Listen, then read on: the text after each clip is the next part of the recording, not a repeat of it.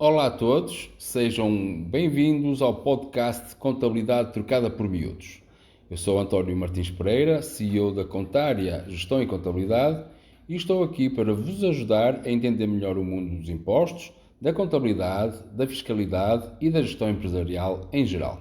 Em toda a minha vida profissional, dediquei-me a informar e a formar empresários e empreendedores no sentido de os ajudar e orientar a atingirem os seus objetivos profissionais.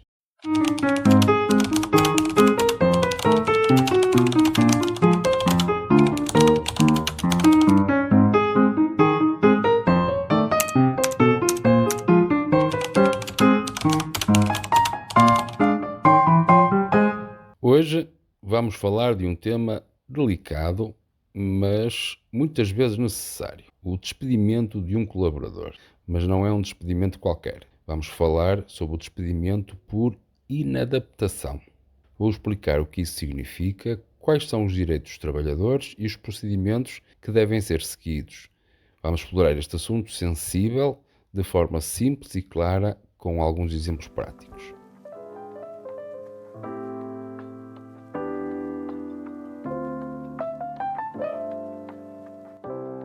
Primeiro, precisamos entender o que é o despedimento por inadaptação.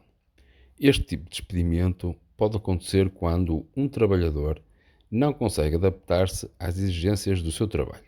Isto pode ocorrer por diversas razões, como por exemplo a queda continuada na produtividade do trabalhador ou na qualidade do seu trabalho, avarias frequentes em equipamentos ou até mesmo riscos para a segurança e saúde no trabalho. Para que o despedimento por inadaptação seja válido, é necessário que sejam observados alguns requisitos.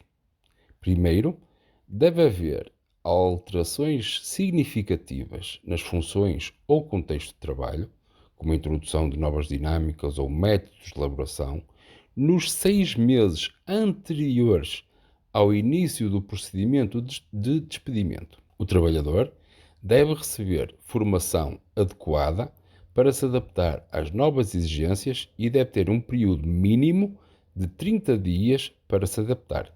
Além disso, não deve haver outro posto de trabalho compatível na empresa, pois se houver, a empresa é obrigada a transferir o trabalhador para essa categoria profissional. Mesmo sem mudanças no posto de trabalho, o despedimento por inadaptação pode ocorrer se houver uma deterioração considerável na qualidade do trabalho do trabalhador. O empregador deve informar o trabalhador sobre as deficiências que foram identificadas, oferecer formação adequada e um período para essa adaptação. Os trabalhadores despedidos por inadaptação também têm os seus direitos assegurados, tais como uma compensação financeira, calculada com base na antiguidade, os respectivos proporcionais de subsídio de férias e subsídio de Natal e, claro, têm direito ao subsídio de desemprego, desde que cumpram os requisitos necessários para a atribuição. Vamos agora ver como deve ser feito o processo de despedimento por inadaptação. Primeiro, o empregador deve informar o trabalhador sobre as deficiências no seu desempenho, dando um período de tempo para apresentar a sua defesa ou comentários por escrito. Este período não deve ser inferior a 5 dias úteis. Após isso, o empregador deve proporcionar formação adequada e um novo período de adaptação. Se não houver melhoria satisfatória, o empregador pode então avançar para a comunicação formal do despedimento, comunicando por escrito as razões do despedimento e informando o trabalhador sobre todos os seus direitos. Vamos ver alguns exemplos para entender melhor. Imaginemos um trabalhador numa fábrica de componentes eletrónicos com mais de 10 anos de serviço. A certa altura, enfrenta dificuldades após a introdução de uma nova linha de produção automatizada. Apesar da formação, não consegue adaptar-se, resultando em inúmeras avarias e queda na qualidade do produto. Após um período de adaptação e avaliações, o empregador decide pelo despedimento por inadaptação, seguindo todos os procedimentos legais e concedendo a compensação devida. Agora pense numa colaboradora de uma empresa de consultoria que não consegue adaptar-se a novas tecnologias de trabalho que foram introduzidas de forma transversal a toda a empresa. Após ser informada das áreas onde pode melhorar o seu desempenho profissional, recebe formação, mas mesmo assim não melhora. O empregador, seguindo todos os procedimentos legais, comunica o despedimento por inadaptação, assegurando todos os direitos da trabalhadora.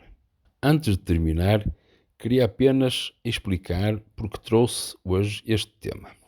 Talvez tenha passado despercebido a muita gente, mas no passado esta forma de despedimento foi recorrente em muitas áreas da atividade económica. Como exemplo, dou um muito simples de compreender.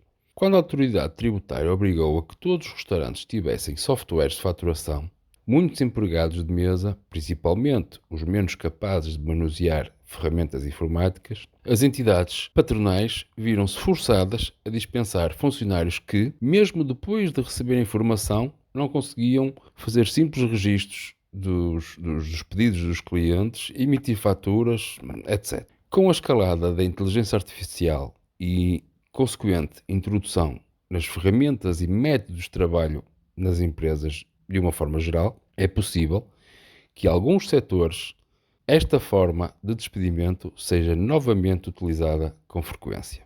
Por último, queria apenas alertar que o despedimento por inadaptação é um processo que deve ser tratado com cuidado, seguindo todos os procedimentos legais, que são complexos por natureza, e por isso aconselho veemente que recorra à orientação de um advogado especialista em direito do trabalho.